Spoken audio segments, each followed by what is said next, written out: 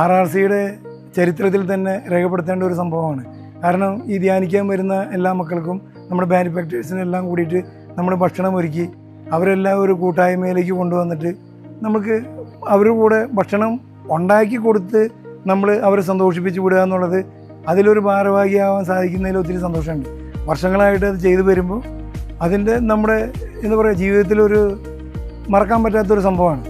അത് വർഷങ്ങളായിട്ട് ചെയ്തു പോകുന്നു. ഇപ്പോഴും അതിലൊരു ഭാരവാഹിയാകാൻ സാധിക്കുന്നതിൽ ഞാൻ ഒത്തിരി സന്തോഷവാനാണ്. അത് ഞങ്ങളുടെ RRCയുടെ ഒരു അഭിമാനം കൂടിയാണ്. നമ്മൾ ഇത്ര വർഷമായിട്ട് ഇങ്ങനെ ഒരു സംരംഭം നടത്തി പോകുന്നു. അത് നാനാജാതി ആൾക്കാർക്ക് അത് ഉപയോഗപ്പെടുന്നു.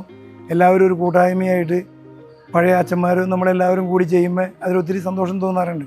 ഇപ്പോഴും ആ വിരുന്നിനെ കുറിച്ച് ആലോചിക്കുമ്പോൾ നമുക്ക് മനസ്സിലൊത്തിരി സന്തോഷം നൽകുന്നു, തൃപ്തി തരുന്നു. ഇത്രയും പേര് നമ്മൾ സഹകരിപ്പിച്ചത് ചെയ്യുമ്പോൾ ദൈവാനുഗ്രഹം അതിലൊത്തിരി വർക്ക് ചെയ്യുന്നുണ്ടെന്നുള്ളത് നമുക്ക് ബോധ്യപ്പെടുന്നുണ്ട്. അതാണ് ഏറ്റവും നമുക്ക് കിട്ടുന്നൊരു ഇത്. ഈ മക്കളെ കൊണ്ട് നമുക്ക് എന്താ പറയുക, നാളെ വന്ന് ഒത്തിരി പേര് പ്രാർത്ഥിച്ച് അനുഗ്രഹം മേടിച്ച് പോകുന്നു. അപ്പോൾ ആ വിരുന്ന് ദിവസങ്ങളിൽ ഒത്തിരി പേര് വന്ന് അതിന് വേണ്ടിയിട്ട് സഹകരിക്കുന്നുണ്ട്. അവരുടെ കൂടെ നമ്മൾ എന്താ പറയുക, അവർ ജോലി ചെയ്യാൻ കാണിക്കുന്ന ഒരു തീരുമാനം അവർക്ക് RRCയോടൊരു സ്നേഹമാണ്.